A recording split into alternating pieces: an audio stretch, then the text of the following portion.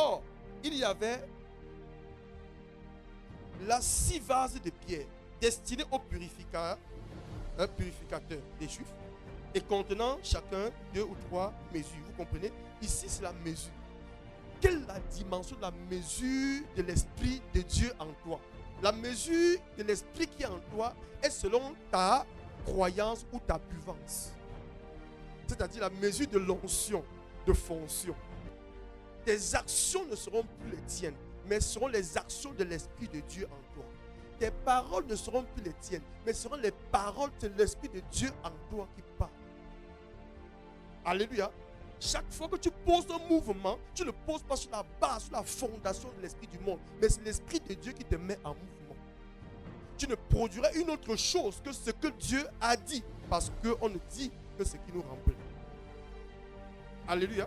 Voici la fondation de la vie chrétienne. Alors, Jésus va dire remplissez. Jésus dit remplissez d'eau ces vases. Et il est rempli jusqu'au bord. Il faut que nous soyons remplis. L'eau, c'est quoi? L'eau, c'est la parole. Qu'est-ce que la parole? La parole, c'est l'esprit. L'eau, c'est quoi? C'est le symbole de la parole. La parole symbolise l'eau sur la terre. Quand tu vois l'eau, tu as vu la parole. C'est pourquoi Dieu utilise l'eau. L'eau est le symbole de l'esprit. Amen. Alors, quand nous écoutons la parole, nous sommes en train de nous remplir. Si nous ne sommes pas conscients de ceci, alléluia, nous allons être remplis d'un esprit négatif. Et c'est un esprit négatif qui est de l'eau impure, amen, va produire en nous la destruction. C'est ça qu'on appelle le péché. Alléluia. Remplis d'eau ces vases. Remplissez d'eau ces vases. Puis maintenant, il leur dit, portez-en à l'ordonnateur du repas, et il emportait. Vous voyez, nous devons être remplis. Il dit première parole remplie. La deuxième parole, il vient encore, il parle. Aussi longtemps que tu n'es pas rempli, on parle, bien aimé, de niveau d'eau, de niveau d'onction, de niveau de feu. Alléluia. De niveau d'esprit. Quel est le niveau d'esprit qui est en toi? Cela dépend de ta consécration. Écoute, Jésus dit, le Père cherche des vrais adorateurs. Les adorateurs que le Père cherche sont ceux qui l'adorent en esprit, pas en chair.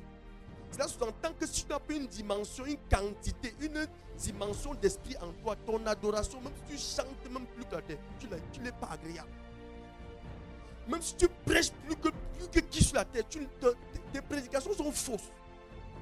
Même si tu évangélises comment, il faut une quantité d'esprit en toi. Parce que c'est lui qui est ton mouvement. C'est lui qui fait les choses et non toi. Tu ne fais pas des choses pour qu'il vienne te récompenser. Tu vois d'abord. Jésus a dit à certaines personnes que l'œuvre de Dieu est que vous croyez, que vous buvez, pas que vous partez faire des choses. Aujourd'hui, tout le monde veut faire l'œuvre de Dieu. L'œuvre de Dieu n'est pas sur la base du visible. L'œuvre de Dieu est d'abord sur la base de la transformation spirituelle. Il faut attendre jusqu'à ce que vous soyez remplis. N'allez pas, vous allez avoir la confusion. Amen. Nous sommes dans un processus de transformation. Et nous devons faire très attention. Alléluia. Et cette transformation va par le remplissage. Jésus veut que nous remplissons. Et quand on sera rempli, il viendra maintenant dire, c'est bon, allez-y maintenant. Regardez maintenant ce que cette eau va faire. Cette eau qui est la parole, cette parole qui est l'esprit. Alléluia. Quand l'ordonnateur du repas, les hommes vont recevoir cette eau, comme tu reçois ce matin. Je déclare que tu es béni. Alléluia. Je prie ce matin, par l'onction, la grâce de Dieu qui m'a été donnée, que tout ce qui est comme besoin dans ta vie, inspecte que après ce message, tu vas voir un miracle prononcé dans ta vie. Alléluia. Dieu n'est pas un homme pour mentir, ni une fille de l'homme pour se repentir. Tu ne produis le miracle par rapport à ce que tu connais, que tu as. Aussi longtemps que tu n'es pas rassuré, que tu as un compte fourni, oublie que tu peux faire des choses. C'est pourquoi la Bible déclare que lorsque Jésus devait faire le miracle, il connaissait ce qu'il devait faire.